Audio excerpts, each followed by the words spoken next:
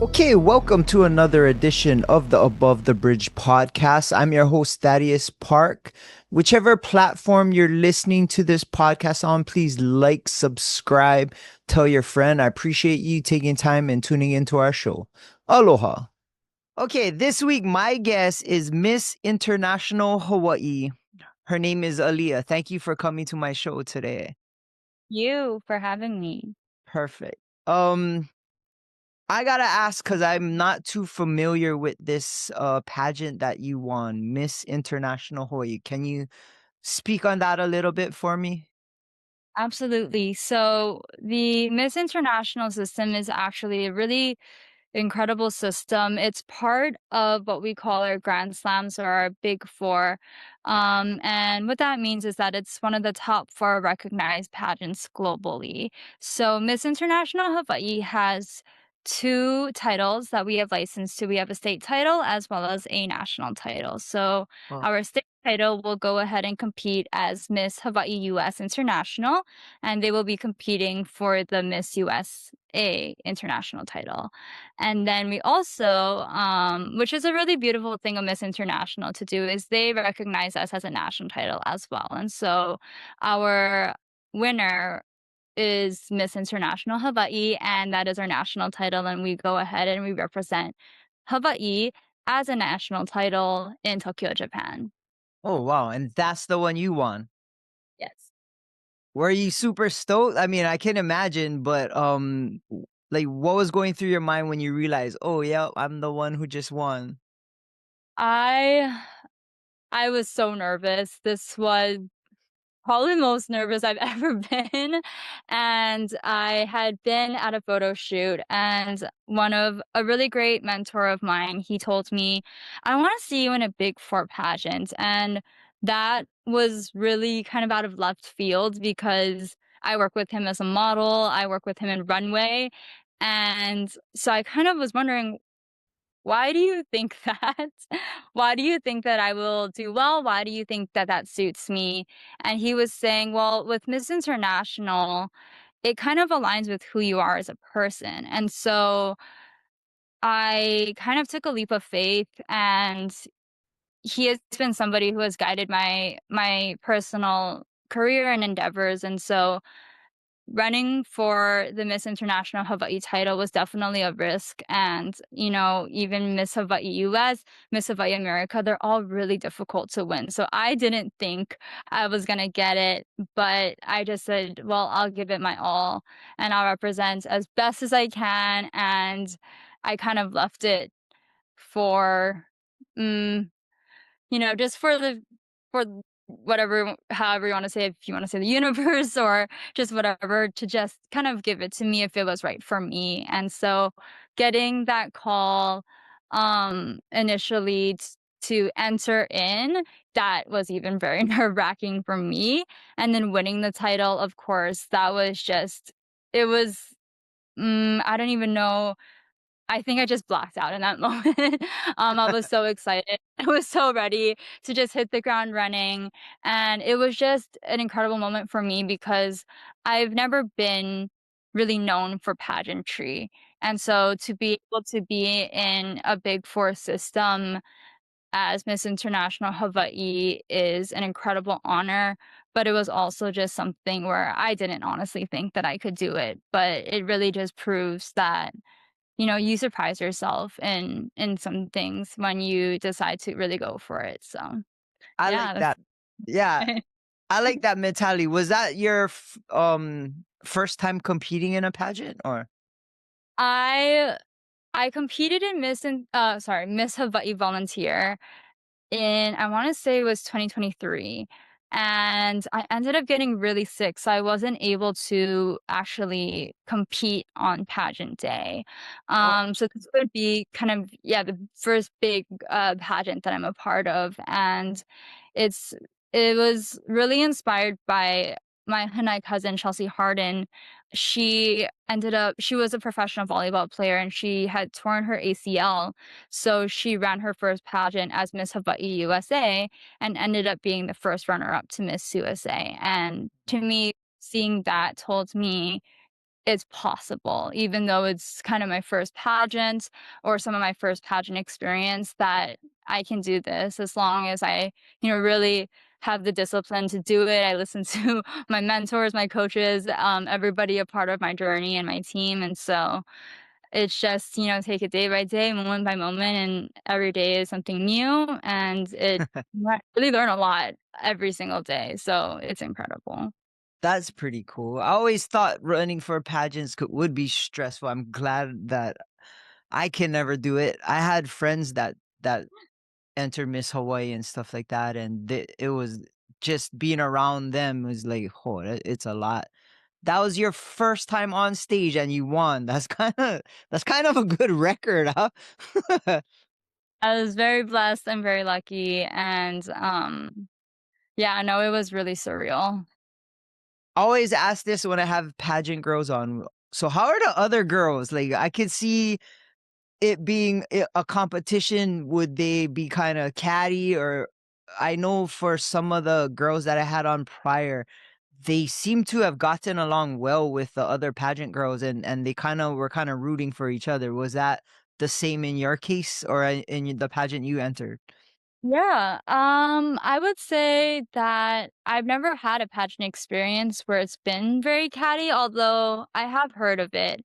And I think that's kind of unfortunate because it is, while we're competing, I think it's a really great opportunity to connect with people, and every single person is there because we share a passion and we share, this heart and this dream together. And so I think it's an opportunity to connect over competing. And that's always been my mindset in pageantry. And so I think because of that, I've always been able to make really good connections and really good friends. And beyond that, the Miss International delegates, Miss International Venezuela, Miss International Japan, they're actually the kindest queens I've ever met.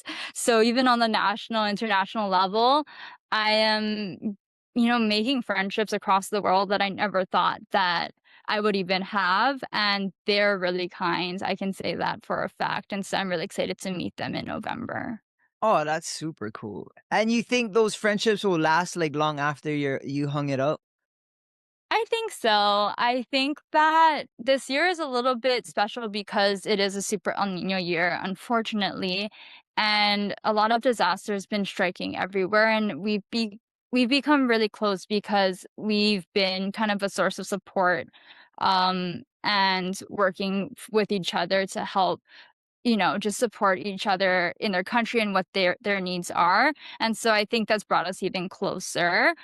But I would say overall, even doing New York Fashion Week, I became really good friends with Diana Moreno, and she is the Miss Globe 2024. So she won the entire pageant, in her sector, in her system. And to this day, she is a really good friend of mine. We still talk. She still gives me advice and mentors me. And so I would say it definitely lasts for sure, as long as you're willing to, make that effort, keep in touch, especially when it's across countries or across states. It can get hard, but I always try to keep in touch because at the end of the day, they are very ambitious women. They're very kind, and they are very much the leaders. And I think that there's always something to learn from them. So I always keep in touch, always ask advice, always, just love to hear where they're at or what they're doing. And because it always, it inspires me, and they're just great people. That's all I can say. They're That great people. that's super cool. I always get interested in knowing and trying to find out why you guys pick certain platforms. Like when you guys run, you have like a certain topic that you guys kind of back up. What was yours one and how has it been kind of using your platform as the queen to push your platform in every day? Yeah, so it's a little funny. I'm really not your traditional Asian girl, I would say. What's very, very interesting about Miss International in particular is that they partner with the United Nations to help further their, sustainable development goals. And I think that especially here in Hawaii or maybe even across the US, the presence of the education of the Sustainable Development Goals is not necessarily as prominent as I wish it were. And that's really our job is to go and advance those goals, but before advancing them, of course, we need to educate.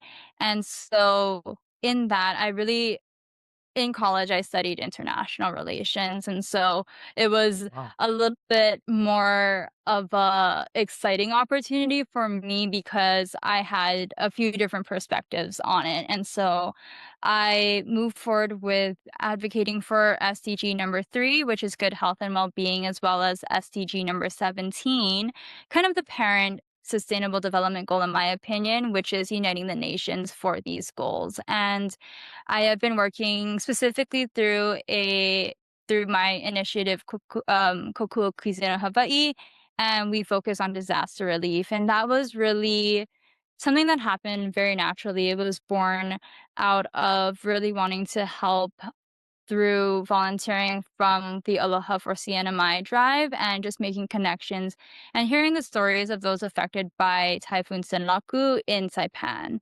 And when I was able to hear their stories and just, really connect with them, they were show me photos of their houses and they were completely blown away, or schools were just literally flown away. They had, I think it was about 3 months of no power after Senlaku hit.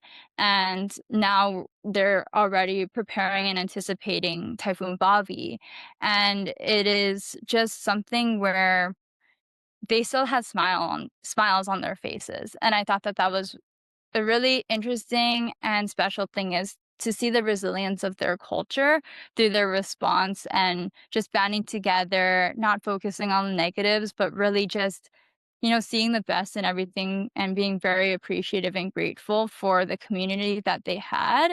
That's something that really resonates with me as community and connection. And so through that, I started to develop this initiative and it really was meant to connect people because at the end of the day, I really believe that we're all humans and there are values like love, compassion, aloha, right? Yeah.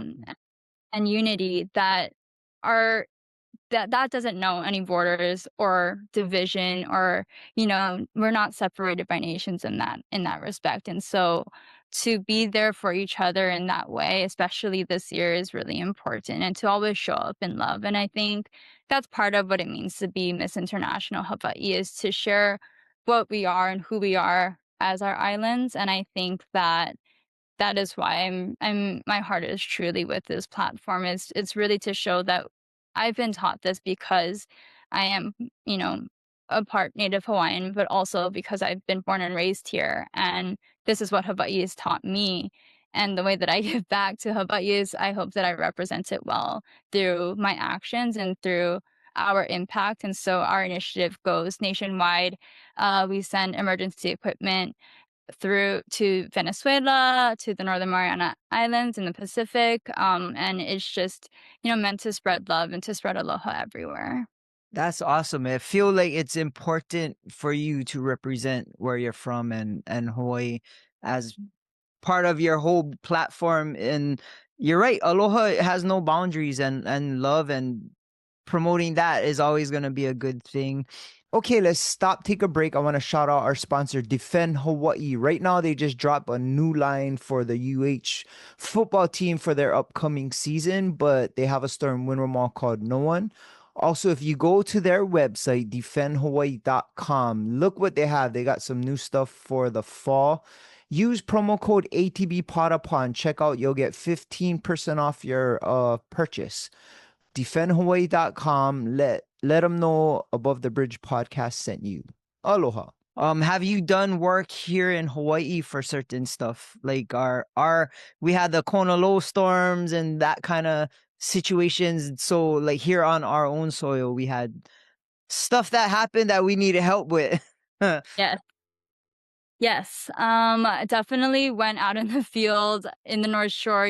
North Shore was heavily impacted by our Kona low storms. And I think when it comes to our Pacific Islands, a lot of times it doesn't get as much visibility, and so people don't even know, "Hey, we need help," but I think that's part of what builds the resilience of our islands, and so being out there, going out, even if it's just planting kalo or helping with water water transfer was a big thing out, even in NICOLE, different places on Oahu, and my mom, she's a property manager, and so a lot of her properties are affected too. So just going out there and really seeing firsthand the damages, it was really eye-opening, even though we've all seen it before, but it kind of shakes you in a way where you feel like, you know, if nobody's gonna do something, we gotta do something. There's only so many of us, but, together we can really make a difference. And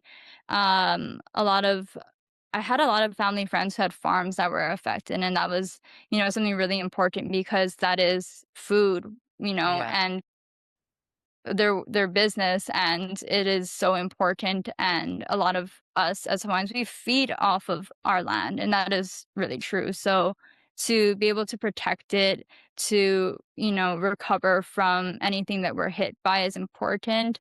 And one thing that I got to do that was really beautiful in response to the Konolo storms was work with the Kiki from Hawaii Baptist Academy, and they ended up writing and drawing posters and letters to those affected here in Hawaii, and that was passed out, and we gave also solar hmm, solar powered lights. Sorry about that. No We were worries. able to give out BioLight solar powered lights to many across the North Shore to help with several power outages. And so that was something that was really cool that we got to do. Oh, that's super cool. I do feel when Hawaii something negative happens to our people, they rally for each other, they show out, and that was huge.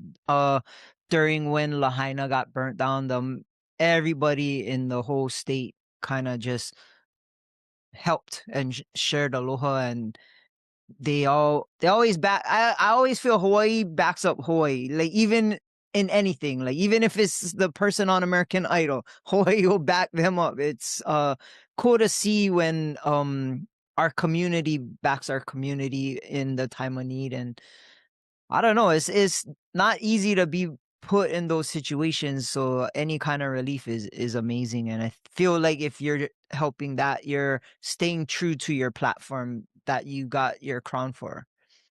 For sure. Yes. I remember one of one of our volunteer events. Mm. And I'm like this.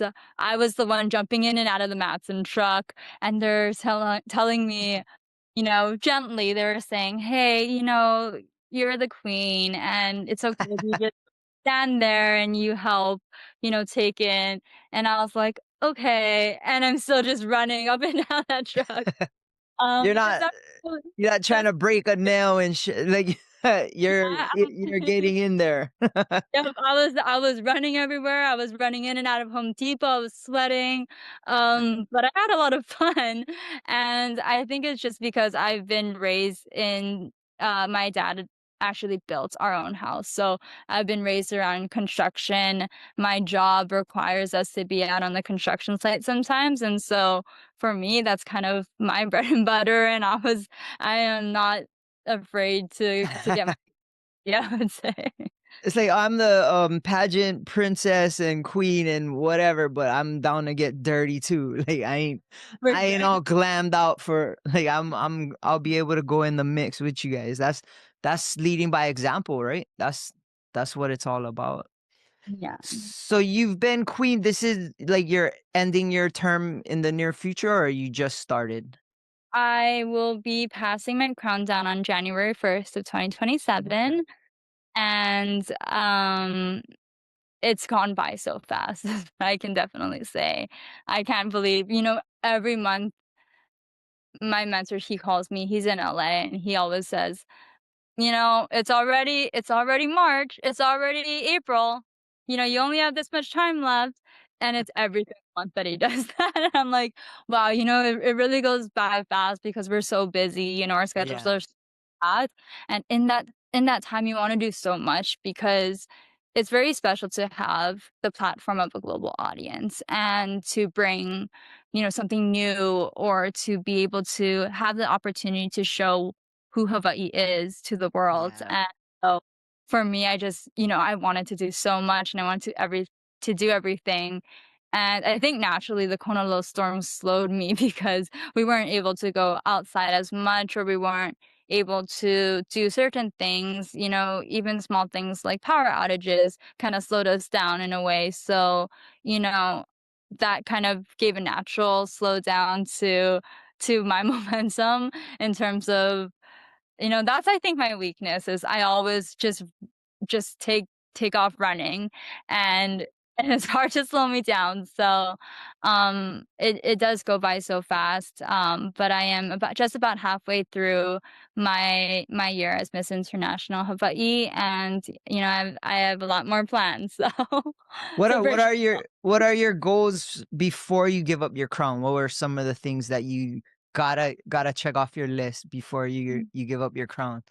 That's a good question. I really would love to publish a book. I think that was one of the things that I have my eyes set on is that I want to publish a book that really features what aloha means to not only Hawaii but to the world. And I think it's important because we always hear these terms of, you know, live aloha or Hawaii is the aloha state, but to hear what that really means, whether that be through our olala no e'o, and yes, these are the philosophies that teach us here in Hawaii, or through just hearing directly from our community, from our kama'aina, this is how we believe aloha is and how it is shown and how we can live aloha, I think that is important. And so for me, that is one of the things that I have my eyes set on and that you can keep an eye out for is to be publishing a book that really shows that in a variety of different ways through art, through language,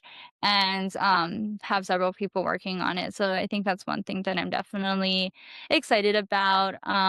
So yeah, I would say that that's kind of my focus now, but working on more distribution, having some more national partners sign on has been a huge blessing. We have Goal Zero and BioLite. BioLite is the parent company of Goal Zero, helping us to distribute a lot of their solar powered products, and that's been a huge help in our community.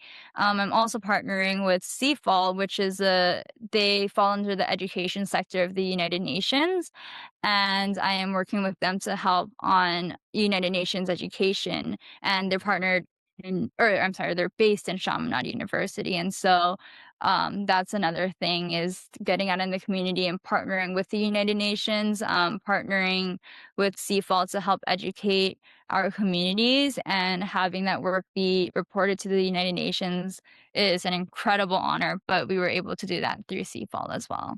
That's super cool. I don't know how much time you need in the day to do what you're doing, but you seem very busy but very driven. I don't know how you can get fit all these things that you're doing in. You're pretty busy. Yes, that is a question I ask myself every single day. I think I'm always like thinking, "Oh my gosh, okay, I have this, this, and this, and how am I gonna get it all done?" But I get really excited when I connect with people, and that gives me so much energy. Maybe a little too much energy. But but as I do each event or, I'm working on a project with someone, it kinda just lights this fire where it just drives me to probably too many hours in the day. I have a rough schedule, I would say. But, it's something where, when you really fall in love with what you're doing, there's always energy or there's always time for it somehow. And I remember from my dance days that I was looking at my schedule like, "How did I do that even?" But, somehow you make it happen when you really love what you do, and I think that that is important. That's very true. I think, yeah, like if you love what you do, it's not work, you're just having fun.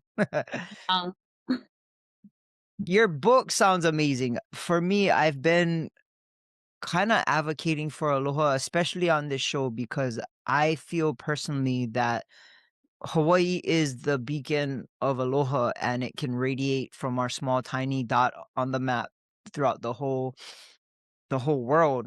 I feel like a lot of it is being lost in our youth because of the upbringing, and I've been trying to push it to make it cool. Like showing aloha should be a cool thing. And I feel like it's catching on, and I am seeing way more of it in our youth than I was in the past. And maybe because I'm seeking it out more, but I feel like the more people talk and share and drive it, it's what's gonna be healing, not just for Hawaii, but to everybody in the world. And aloha can come in many forms. It could come in a song. It could come, like you said, in art. It could come with interactions through people. I feel like you using that as a huge platform and sharing light on it is only gonna grow it. How do you feel aloha is in your experiences now? Do you think we're kind of lacking, like from what our parents were taught and shown to us? Are our kids that are the next generation getting the same, or what? How do you feel about it? I think that's a really cool question because it's a very real question. Yeah. And to be honest, so I was born and raised here. I spent a few years of my life in a few of my earlier years in Japan. So I used Mm. to live in Roppongi area. But for the most part, born and raised here. When I went to college in the mainland, and that's when I saw a disparity where I just kind of was shouting at the top of my lungs, Hawaii is different. We have so much value, we have so much love, and we treat each other with so much compassion. And I really felt like that was lacking. So that made me really homesick. And when I came back, to be honest, I kind of agree with you. I felt like things had changed. And it was a really eye-opening experience for me where I was kind of like, what happened? And where did that love and that aloha spirit go that I knew growing up? And I think kind of like I agree with what you said when you said, maybe it's because I'm seeking it out more. Me as well. I've been kind of aligning myself with some foundations that truly seek out to advance or to, just bring more aloha into this community. But I do think that it is important to continue to really focus on instilling that, especially in our future generations into our keiki, because I do think that now there are some crazy things happening every single day. And that's not the Hawaii that I've been, born and raised in. And so Yeah. continuously just having conversations, even if it's with our own families or, our friends, and just really perpetuating, hey, this is it's not a decision that we make or something that we just say. We need to live it, and we need to make sure that that is who we are as people, because in a split reaction, something can happen, and if that's not, inside of you, then it's not gonna come out, right? And so Yeah. I think that I definitely agree that it is important to continue to really set an example, I would say, especially as someone like you, who people are looking at and are inspired by. I think that's really cool that, you've been really trying to bring that into the community more, because it's something that people look up at their role models or, whoever that may be, their mentors, and they really follow. And so setting an example of aloha, I think, is really important to bringing that back into our community. Yep, I agree. And like you said, it starts with yourself. And I mean, I'm not perfect, but I can try to show my aloha as much as I can on the daily, even if it's just opening a door for somebody coming out the gym, or just say, oh, have a good day. little things like that matter. It may not matter for that one moment, but if you do it enough, it might matter to one person at one moment that they're struggling or whatever. But I feel like you'll never lose anything by showing aloha. You'll never, like, if you trying to do it to gain something, then that's not the proper mindset to have. But you'll never lose something if you show aloha. Even if it's not reciprocated, like you giving it out will never dim your light, or you'll never lose any kind of you'll never gain negativity from it. So I always felt like that's the way I gotta teach my daughter to kind of show her aloha, and hopefully it's working. She's a little terror sometimes, but I think the roots is there, and it's kind of the same roots that was passed to me from our parents, and it's pretty much same with you. And I think you being a beacon for aloha will guarantee aloha shining through, and it can never die as long as people are doing it, for sure. Okay, let's take a small moment to shout out our sponsor, Medicinal Mushrooms Hawaii. They're a locally based medicinal mushroom company, and right now they have 5 tinctures of extracted mushrooms I take religiously every single day. They have lion's mane, they have turkey tail, chaga, red reishi, and the newest one, cordyceps. I take all 5. If you don't know the medicinal properties of these individual mushrooms, go to their website, medmushroomhigh.com, and it'll explain to you all the wonderful things that these mushrooms can do for you. Like I said, I take them religiously. I take all of them in the morning except the red reishi, and I take that one at night to sleep good. Go to their website, medmushroomhigh.com, and if you want to buy some mushrooms, use promo code ATBPodUpon. Check out all capital letters. You'll get 45% off your first tincture of extracted mushrooms. Medmushroomhigh.com. Aloha. I think with social media now, a lot of social media focuses on the negativity. And I mean, I do it too. I'll watch a couple fights on Instagram. Right now, get that Holly guy from Maui or Big Eye, wherever he's from, he got knocked out and is going viral. But why can't Aloha be going viral? Why can't the positivity be going viral? You're pretty much a social media person. How has social media been helping you share aloha and kind of share the stuff that you're doing? How important is social media in your life? Social media for me actually didn't really become super a part of my daily life until I was a part of Hawaii Creators. Yeah. Um, so I think what's interesting is that for me personally, we always think about what is your social media brand, or, how do you want to brand yourself? And I think for me, at first I didn't really know what I was doing. And so I was just speaking naturally, whether that's in my captions or in my reels. I was just talking about how important it is to love people and to listen to those small moments, or those small voices that, say, "Hey, I need a little aloha right now." And I started to speak to that more and more because I think it really came from when I was 15. One of my very close friends, he committed suicide. And, that taught me from a very young age that we really need to listen to the people around us, because it's very easy to not hear when people are struggling, or when they kind of, you know, need a little bit of encouragement. And that's something that I kind of notice, is that a lot of people will talk. They'll talk about something that they're going through, or that, is hard for them. And I think sometimes, even, and I'm guilty of this myself, is that sometimes when I'm talking about something and I'm having a hard time, I forget to mention the good that's going on. And I think that that is important to also kind of pick up and always be aware of. And so in that sense, I think social media became a platform to me to voice that, hey, this is important.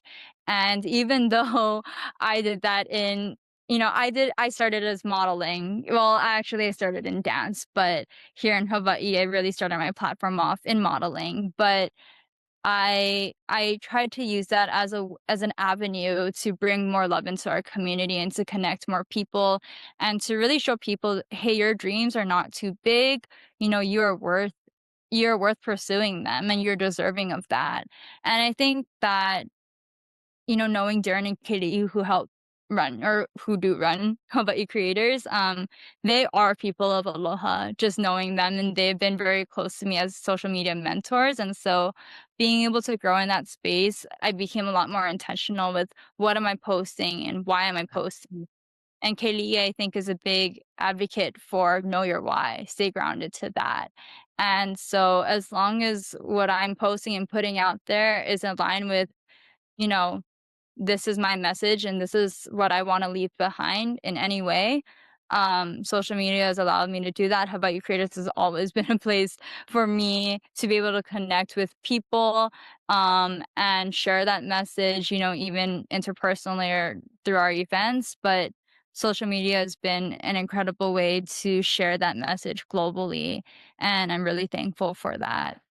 That's super cool, and I am part of that creative group as well, and they've been super awesome. I think you're right, though. I'm definitely not intentional with what I post. I post whatever the I post all kind of random stuff.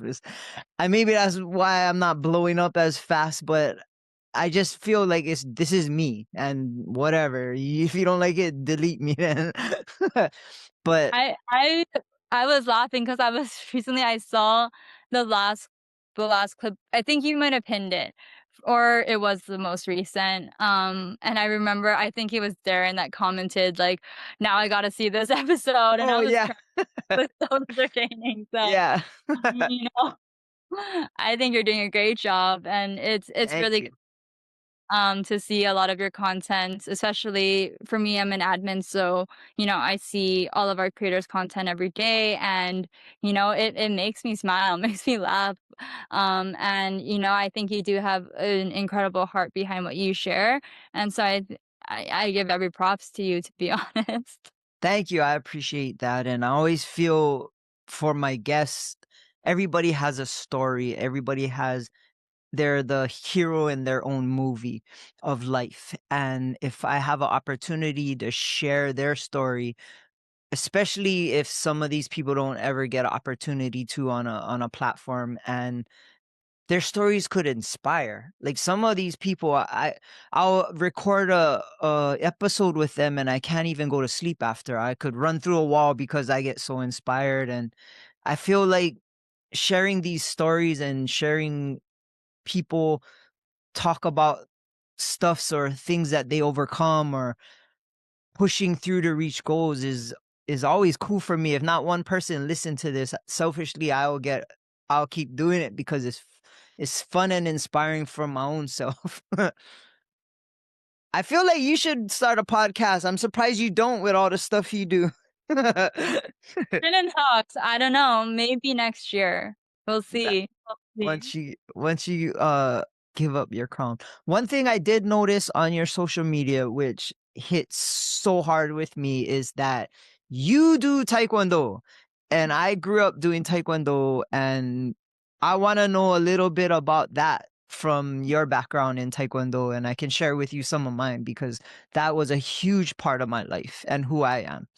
Yeah, no, I was so stoked when you had kinda shared a little bit with me before the podcast about your experience, and taekwondo has been, honestly, I think the most it really shaped me, I would say. It was kind of the most influential sport that I was in, because I started at such a young age. So my mom, she's from Korea, and Oh, she actually moved here when she was young. I think she was 4, maybe 5, and she moved with Master Taesongli, and so they knew each other, and we're actually family through marriage now.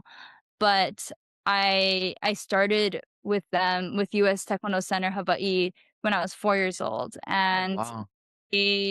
For me, as a little kid, I'm an only child, and so I just wanted to hang out with other kids, and I don't think I realized, just being young, I didn't really realize what we were doing and the caliber that we were at, and looking back on it, it was such a blessing to be a part of USTC and to have the opportunities that we had, but at that time, I remember I was just having fun. I was just, with my family, and we were just doing our thing, and it was just second nature. But we got to do some really cool things. We got to compete at US Open, as we talked about, and we got to do Korean Festival, which unfortunately we don't do anymore. Well, I left, but um, our team is kind of separated now. But it was just such a fun way to learn discipline and to Yeah. learn, you know, a lot of values that are really difficult to teach kids, especially. But for us, I think that really shaped how I saw discipline, self-control, respect for your elders and those around you, because people will see martial arts and they just see fighting sometimes, but really Yeah. it's, sometimes when I look at, even when I'm watching MMA, it is the most respectful, sports, that I see sometimes, and I think that that's something really beautiful about the art.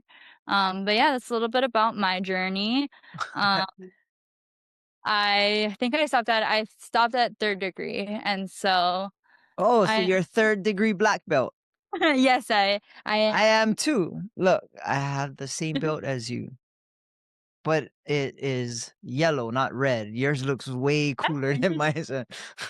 I just know that there wasn't a standard for all the colors. Yeah. No, I don't. I'm back there. But, yeah, I was always in it for the color, to be honest. I was like, "No, I wanna go for my 3rd degree because it's red." Oh, shoot, I didn't get a red one. That's cool though. I know the work and dedication it takes to like just to achieve your black belt. And my instructor would always say out of everybody in the class, only one person is going to get their black belt, let alone to get to third degree. It's a amazing accomplishment, and I know firsthand. Where you competed? Did you? What kind of competitions did you do? And did you also fight and or just pumse? I did both. Uh, My parents had a little bit of a hard time with me in the beginning because I would run off the mat just as far. uh, Being up until about I was, like, maybe 7, I they would be just chasing me from the mat, because I didn't wanna fight anybody, but we ended up connecting with somebody from the gymnastics academy, from Hawaii Academy, and he just so happened to be trained in taekwondo, and we brought him in as coaching staff, and I always am very, very thankful to him because I'm a competitive person by nature, and so I ended up, or my mom actually ended up hiring him to coach me personally, and that's when I started to step more into sparring tournaments, and I remember in gymnastics, I broke my elbow, and, I was still asking, like, "Can I fight? Can I fight?" And that really, because it he brought in a new element of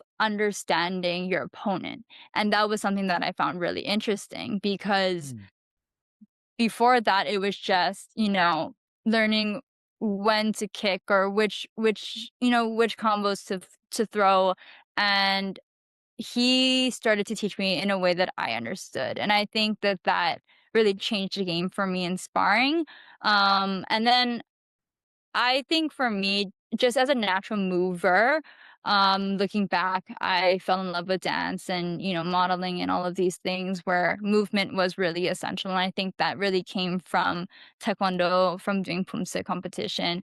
And so that was really where I loved being creative and really training really hard in that. So we did US Open, which is primarily Pumse. We were always doing Korean festivals, so we were always doing demonstrations, and so that was a lot of my primary titles that I wanted. So I would say it's split about 70-30, but I ended up at the very end falling in love with sparring over Pumse, which is kind of ironic, but yeah.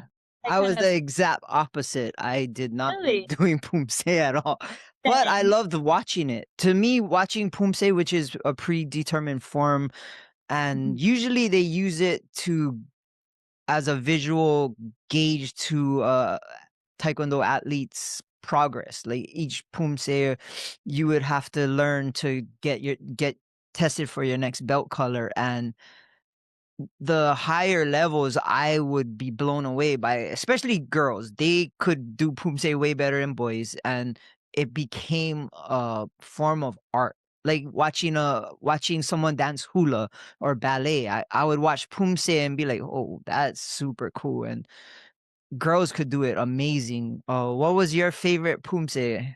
Well, like the black belt one was what, Cordio Poomsae? Yes.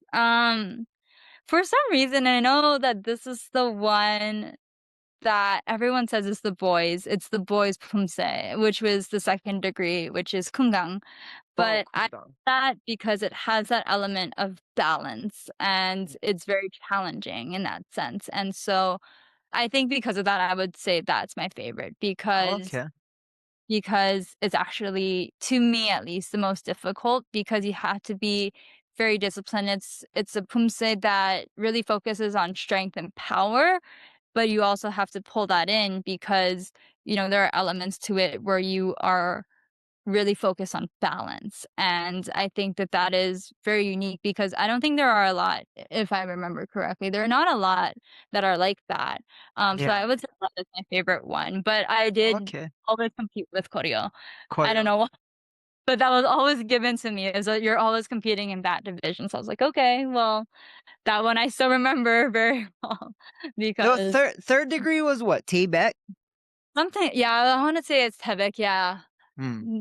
That's the one I kind of, like, half remember, and then I'll do something, I'm like, I don't know if I'm mixing at this point." And then what's cool about US Open is that they allow for a division of creative Pumse as well. Oh. So, my older cousin who was the master's son, he created one of our winning creative homestays that that's not part of the traditional curriculum in taekwondo, but it's one of the coolest ones that I've ever been a part of, and I've also fallen in love with that one as well. So that one was really cool to be able to compete with. And what, you still can do them? Can you have it? When's the last time you actually did it? um I do it in my garage all the time, but Really?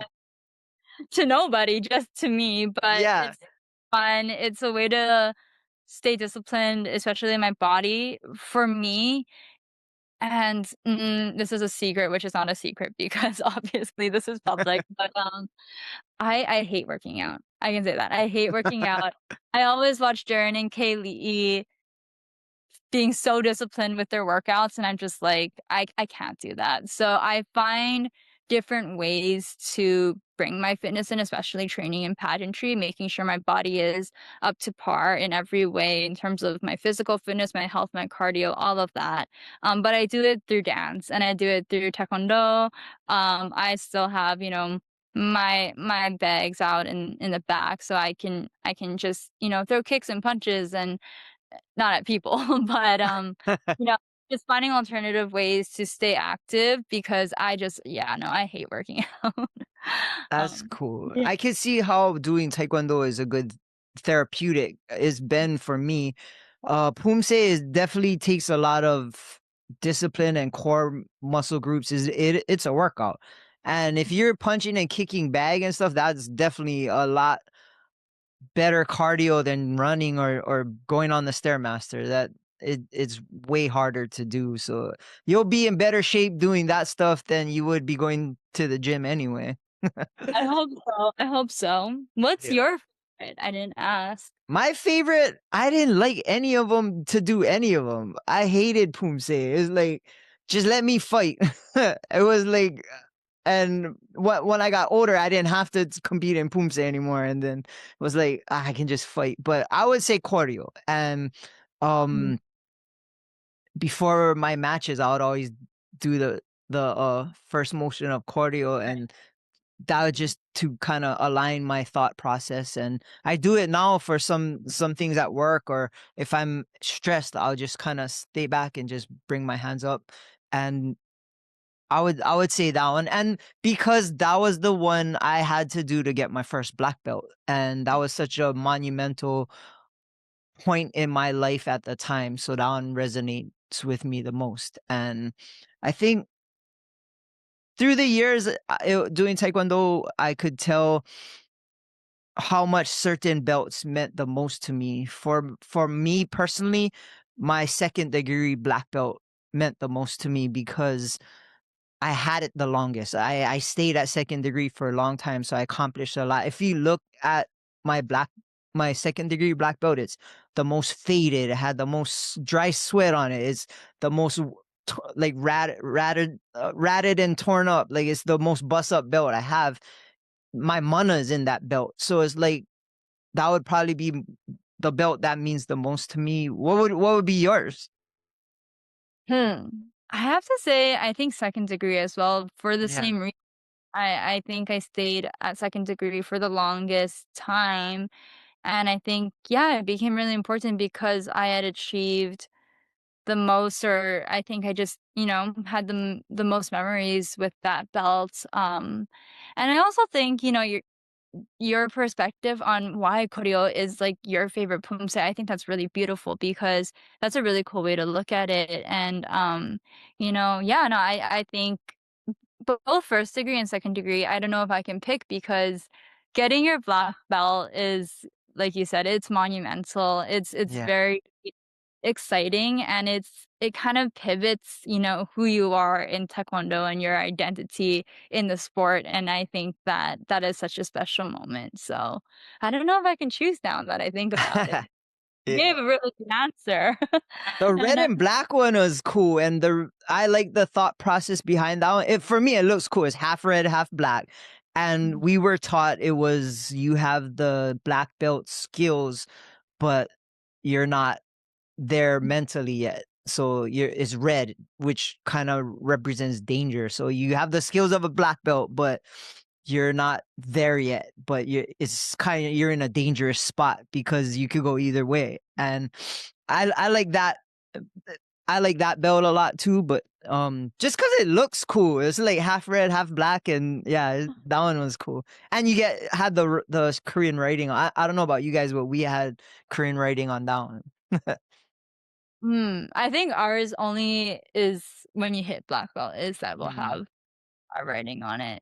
That's That cool. I yeah. your guys' Master Lee was super cool. I known him for a while. I mean, from back in the day, and Oh, really? he used to run. He was one of the higher ups in USTU, which was the governing body for all the Taekwondo in the United States. And I remember we missed our plane and we didn't make it to weigh-ins at one of the national tournaments, and he kind of not sure what he did, but he got it to where we still could compete. And I always thought he was cool. And he always was amazing figure in Hawaii taekwondo, and I always had a lot of respect for him. And he was always personable. He's a fun dude. Yes, he's very funny. I just remember it's just a short tangent, if I may, is for whatever reason, I think all of us were looking for his keys, and I don't know if he's gonna like me for sharing this, but it's okay. Is that we spent maybe an hour and a half looking for his keys, and it was important because we had to lock up the tojang after we were done. We were gonna go somewhere, but we ended up finding it in the door, and Oh, I just remember, like he is this, like you said, like he's this incredible, figure in taekwondo, especially in our Hawaii community. But he's also, an Olympic coach, and he yep. coached, I think it was China to the gold medal. But in that moment, he was just a person, and I remember his son found it and he was just laughing at his dad, and it was like authentic moment where he started laughing and he was just saying, he was like, "Stop talking." Like, "Mahajima," that's what he says, and in Korean, he's like, "Don't talk, don't say anything." But we're all laughing and we got to see him as a person, and that's always really fun is that, those small moments where we get to connect, and he is such a fun person. And now that I think about it, you're right. Like he always has a way to kind of, just get it everything done. Yeah. Um, Especially, yeah, when it's competition time. And so no, I've been really, really blessed to train under him, and it's really interesting because as an adult, I look back at my childhood experiences and I'm very grateful now. But I think in the moment I didn't even realize, how lucky or how blessed I was. And now I'm very proud to always say, that he was my coach because he's such an incredible person. That's Yeah. super cool. I definitely agree. Okay, let's take a break. I want to shout out our sponsor, iRep Detail Supply. They're your one-stop shop superstore for all your needs to detail whatever vehicle you have. They have 3 different stores. They have 2 on Oahu, 1 Temple Valley Shopping Center. Their newest one is in Waipio. They also have one in Las Vegas. I would say go into their store if you have any questions. Their staff is fully knowledgeable and very friendly. They can answer whatever questions you have. If not, go to their website, irepdetailsupply.com, promo code ATBpod upon checkout. You'll get 15% off your entire purchase. irepdetailsupply.com. Aloha. I watch Taekwondo now, and personally, I'm very disappointed in the sport aspect. I feel like it's not a fight anymore, like how I used to do it, and that was probably years before you did. And I feel like it's foot tag now, and it's not a martial art where you can teach this to somebody to defend themselves in a real life situation. The way we were taught, I can take my lessons from Taekwondo and defend myself. And I feel like it kind of steered to a certain way. It's very fun to watch in the aspect where it's not easy to do what they're doing, but it's doesn't feel like a fight anymore, in my opinion. Do you share the same opinion, or you like how it is? Well, what's interesting is that as a kid, my dad didn't let me watch like MMA at all. Mm. And so my taekwondo friends, they would go have these little parties at their houses Oh and watch yeah. fights, and I wasn't allowed to go. So I kind of missed out when I was younger, but then I was able to do some media work with X1, and that's when I started to really study different martial arts. And my cousin, or my second cousin, he was his name is Logan Yoon. He was a really great fighter in MMA as well. But just like seeing that art, I know um one of a couple of our graduates from USTC pursued going to the Olympics and continued in their college years. And, I really felt like, we do belong as in martial arts. And I kind of did see that kind of get pulled back a little bit to kind of what we would probably define as light sparring now. Yeah. Um, and so I think I would love to see it become more of a, self-defense type of martial arts, because to me, I think it's definitely there. But it's just how we teach and how, and it kind of brings back to, everything that we've been talking about is it's really about how we teach that philosophy and that mindset. And yeah, no, I think it's really important because it is something that is very accessible in terms of, being able to train in taekwondo. And many people now, I notice, they don't go towards it. They want to do jujitsu or aikido because they don't feel like it has its self-defense aspect. And Yeah. so that I think is unfortunate, and I wish we have that's brought back to life in the taekwondo community, because as I was taught, and I'm sure as you were taught, because your master as well is an incredible, incredible person, that, this is very much so centered around discipline, and also respect. And in that, it's also about respecting yourself. And one thing that I heard that really resonated with me was somebody got up and they said, self defense starts with knowing you're worth defending. And that in Ooh. and of itself hit me so hard because that is what taekwondo is about, is it's about knowing that you respect yourself as well. And I think that that defines what, self-defense is all about. And so Wow.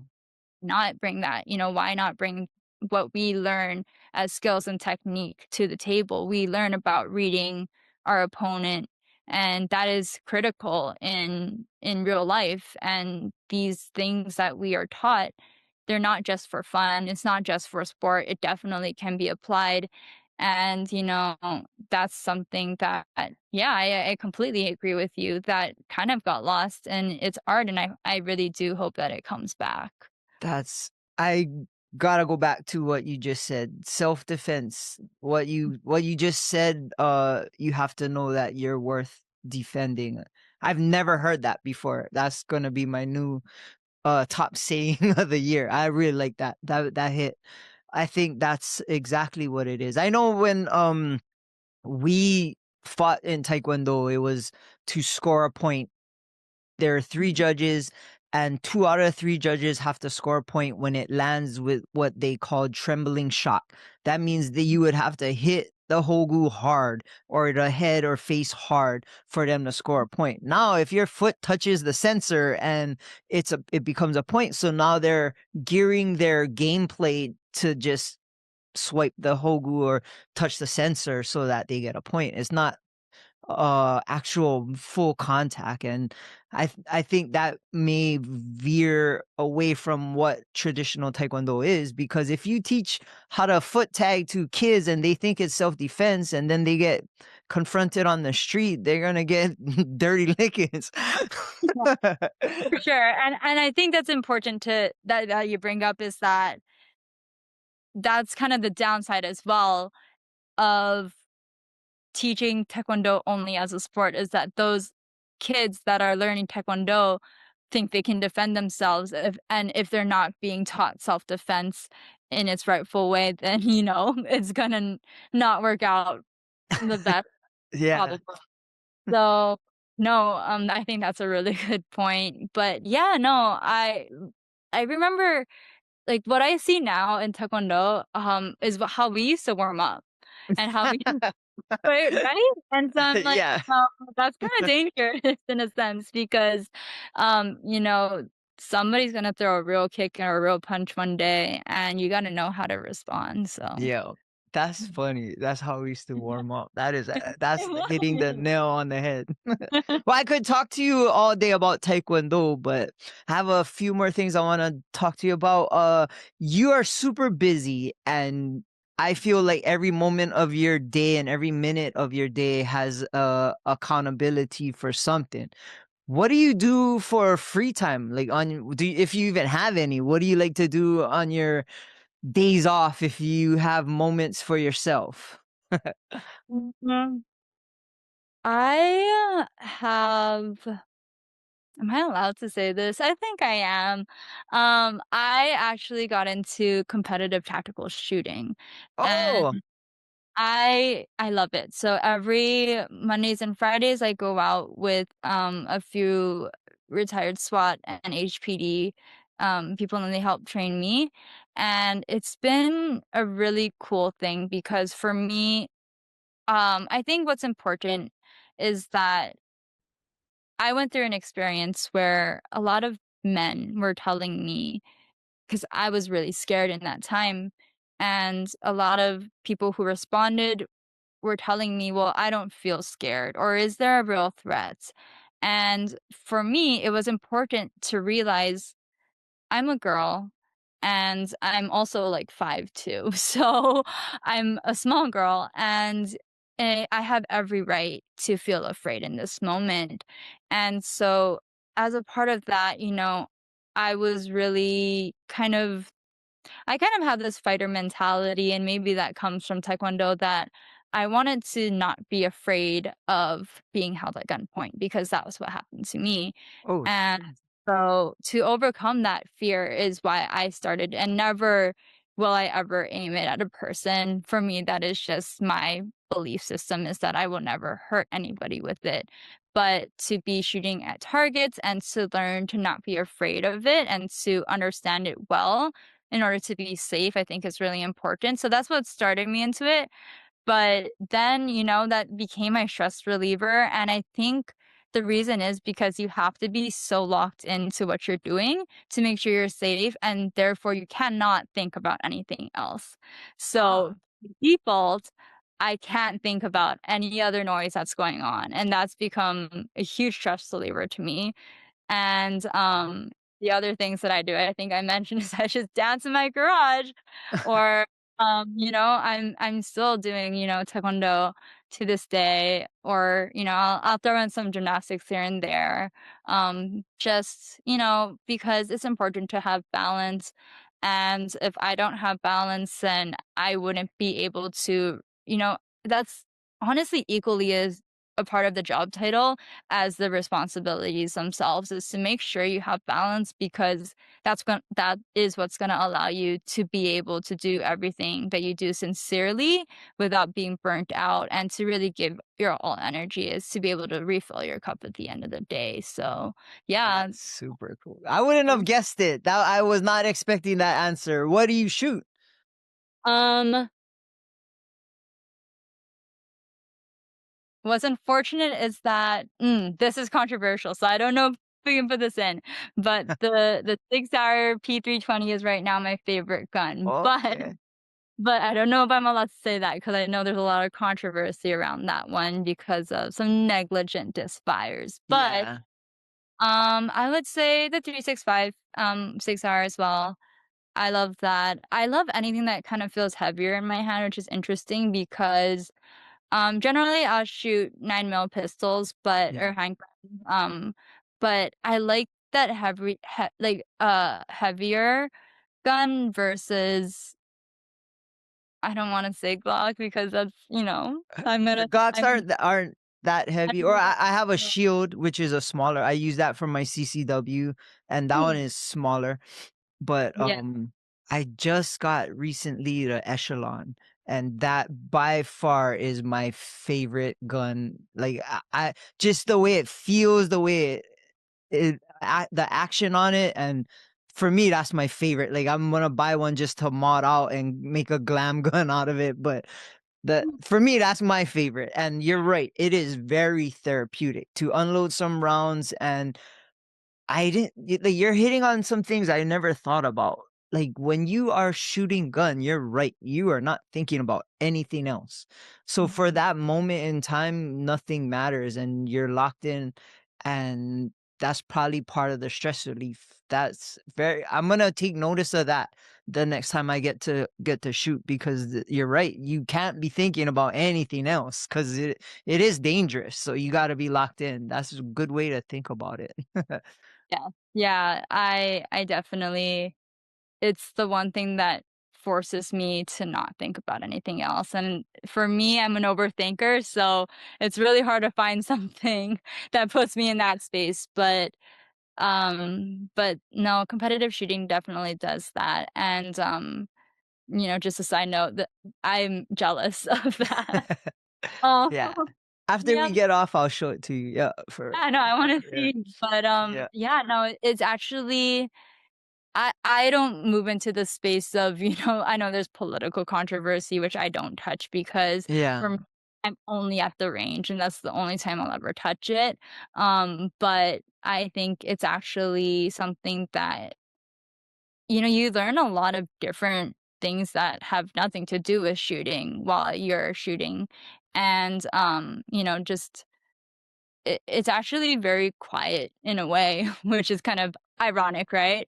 But, it's something for me as a girl. I think I show up to the range and everybody kind of, has a certain, either they're surprised or they have a certain idea of how I'm gonna shoot, and I think it's just because, for me, it was just my way of saying, "I'm not gonna let fear define me, and I'm not gonna let my past define me to the point where I can't see or go near a gun." And so for me, I wasn't really thinking. I know a lot of people go into it, especially if you're training for HPD or, SWAT or anything like that. You're training for a very intentional reason. And, you know, I have the freedom to not have to be in that mentality. So I can focus on other things. But I think in and of itself, I think to be able to handle it is something that is I always respect when I see other women shooting as well, because I think it's important that we know how to be safe in those situations. But yeah, it is also just when you get into it, there's so much to talk about, right? Yeah, Um, so that could many be fun another show. Oh, right, and that's something, like, I didn't even know about. It's kind of like cars, and I draw a parallel to cars, my boyfriend, he loves cars, so that's the only reason I know about them, but, well, it's kind of like that. It's like, "Okay, well, what are you shooting? What did you mod? What Yeah, are you gonna" and every aspect of that changes the way that it shoots, and I think that's really cool. So, yeah. y I don't know, I am somebody of many passions, so Yeah, that was not one that I saw on the horizon. I didn't think you would say that. We've been on for a while. I had a question. Where do you see yourself in the next 5 years? Now that you're going to be giving up your crown, where do you see yourself in the next 5 years? it's a funny transition topic, but, as a mom, Oh, I think that is definitely my overall dream, is y- to be a good wife, a good mom, and to have a family. And it's so funny because when, my dog, she passed away last year, but, all these years, I didn't realize that I was training myself to be a mom. When she would do something, I started talking to her like she's like an actual kid, and I'm explaining to her, you know, because I always wanna see how I can teach children, because I've always worked with children closely as, either preschool TA, or I worked with children with autism, through wow. music therapy and stuff like that. And I always look for ways to explain and speak their language and help them understand. And, one thing that I always worry about is, do children feel loved? And, when they're getting scolded, do they feel loved? And so I think I train myself to be prepared for the moment that and the opportunity when I do get to be able to settle down and kind of put these things down and be able to have a family and to focus on that. And I think that's my overall dream, is to just have a home and to nurture that home. And I think for me, that's the definite answer I can give you, is that, yeah, in 5 years, I will be just nurturing my family and my home. Well, I hope your boyfriend hears this because he got to make some moves in the next 5 years. You That know, is awesome, though. That honestly, out of you are the first person on my show, and I have like almost 200 guests to say that as what they hope to see in the future, to be a mom. And props to you. I feel like you would be an amazing mom. I feel like children nowadays need to have parents like you to help grow this community and to pretty much make good kids. Like you gotta be a great parent to have a great kid, and I think you would be an amazing mom. That is the awesomest goal I could ever aw. have expected from you to say. I didn't think that was gonna be your thing either, because you got so much other stuff going on. I didn't think that was gonna be what you would have said. So that's super cool. I hope that happens in the next 5 years for you. That'd be super awesome. Oh. Yeah. So tell your boyfriend, get ready. His life Yeah, gonna change within don't the next worry. five. All right. I definitely, I'm very vocal That's in cool. my, dreams, if I will. But, on that note, I just wanted to also give props to you. I know you're sharing a little bit about why you do this podcast, and I think that's a really beautiful thing. And I think you set a great example for your daughter. And I just wanted to mention that, as we speak on family and being a parent. I think that everything that you're doing is really cool. And I've never heard somebody who is interviewing me say that that is their why and their reason for doing it. And so I think that that is something that is just a really cool thing to hear, and I have every respect for you for that. That means a lot. I definitely appreciate it. And fortunately, I've since I started this podcast, every Christmas I do an episode with my daughter. So Oh, through the years, my audience can watch her grow and become a woman. Like, oh, that's and so cute. I so love it, that. until she gets sick of me making her do it. But um, last thing I had is random question. If you could keep one item, your crown or your black belt, which one would you keep? Mm, don't kill me to my team, but I would keep my belt, to be honest. Good answer. I would keep my belt. I have to. It shapes me to be who I am. And to be honest, the reason I say that is because without that belt, I wouldn't have gotten that crown. You have awesome answers because that makes all the sense. I definitely understand that. You are a lot of fun to chat with, and I am super excited to see what you do in the future because I feel great things are gonna be coming from you, and you're gonna help spread aloha. And to me, that means everything. I think in the future, it'll be cool to see what you do, and yeah, hopefully you'll have some kids and be a great mom as well. Well, we've been going for over an hour, and I definitely appreciate you taking time out and coming on my show and talking about what you've been doing. And I hope this is a inspiring episode because I'm already inspired by the person you are, and that's that's what matters, to inspire others, and that's when you know you're doing something right. So shout out to you and thank you for coming on. Shakas for the cameras. Yes. Always. We're out. Shout out to the Artist Group Network. Aloha.